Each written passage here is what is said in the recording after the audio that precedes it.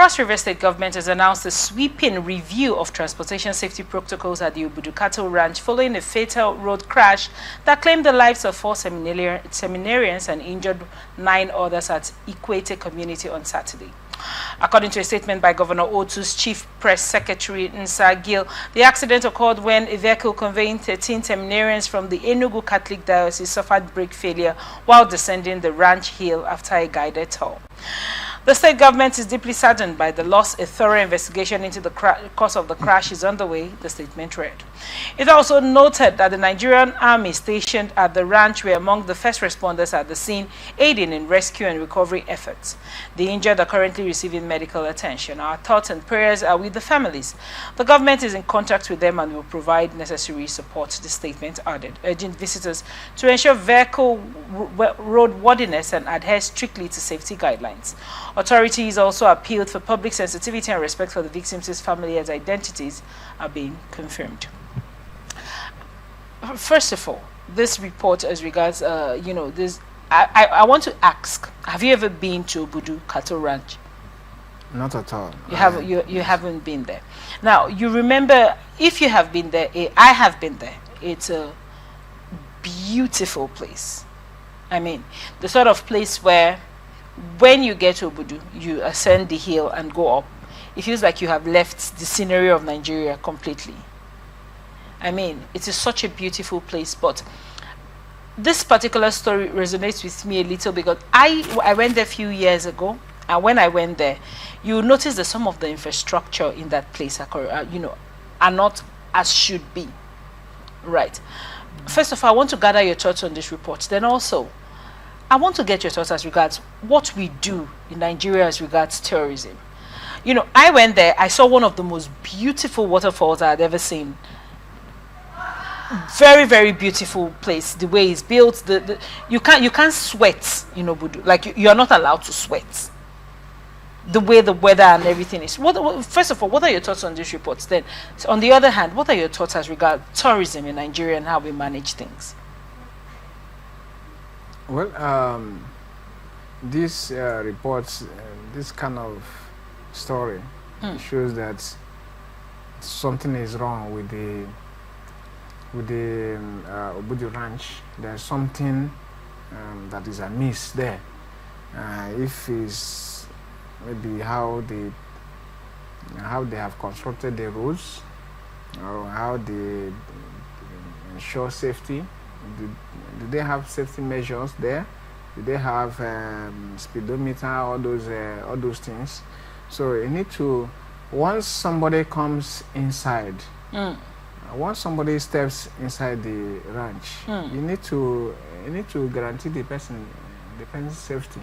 All right. So you need to put all those things in place. I believe, but I believe that this accident will help them to put up measures. Now that now brings the question: must someone die, or must people die before the right action is taken? The fact is that tourism, the Nigerian government has not really seen tourism as a means of making money or a means of improving the economy. If you take a look at other countries, America, Australia, Finland, all those countries, they make money from tourism. Right. So Nigeria, Mauritius and so the Nigerian government should divest from oil. I think almost every attention is centered on oil, and so they should look at other means of generating income or improving the GDP by investing in tourism. There are different sites in Nigeria that they can develop for tourist attraction. Foreigners can come and pay to to enjoy themselves. All right. So that's what they have to do. They have to invest more money. I don't know about that in the budget, but they need to invest more on tourism. So that, and investing more in tourism will help to beautify the country. If you take a look at Pataka Pleasure Park, you remember how that place was before. Right. So now with the presence of Port Harcourt Pleasure Park there, that place is now a fine place. It also helps the Aba Road to look more beautiful.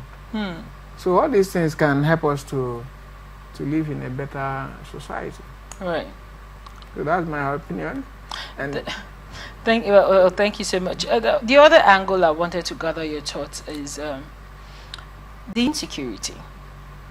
Now, when you think about tourism, there's also the consideration in tourism and insecurity. You know, they move hand in hand. People won't come to a place that it doesn't feel safe. yes. The Obudu, the slope to climb, Yeah. it takes about almost 30 minutes to go from down to the top. It's not a wide road. Yeah. I mean, it's just something that you need to just keep going slowly. It has this snake looking part and you just keep going. I'm not sure if there was no better way for them to have built that, right? But now let's talk about security. Do you think that aggregate attention, like you said, isn't being looked into as regards tourism because of oil, right? And you think that isn't being looked into the way it should because of insecurity? Do you think it marries in a way with insecurity, why it's the aspect of tourism isn't well looked into? Well, I don't really understand What I mean is, if you look at tourism, yes. the next thing that, of course, let's say, I say, Mr. NDBC, I want to take you to Mauritius. Okay. And you've just read in the news that there are some issues going on in Mauritius. You easily tell me, oh no, I'm not going to go yes. to Mauritius with Yes. you. Can we go to instead you will even say, can we go to a pleasure park instead, right? Yeah, Because the site is the safety. Do you think that the aspect of tourism hasn't been well looked into due to insecurity? Because of insecurity in Nigeria. Well, I can't really say because I can't really say that because it's the government that can make tourism attractive in Nigeria. If you make it attractive, people are still coming. People are coming here. Foreigners are still coming here. In spite of the news about insecurity.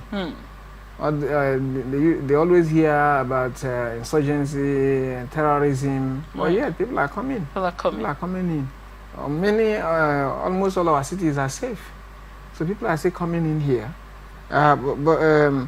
So if the government invests money in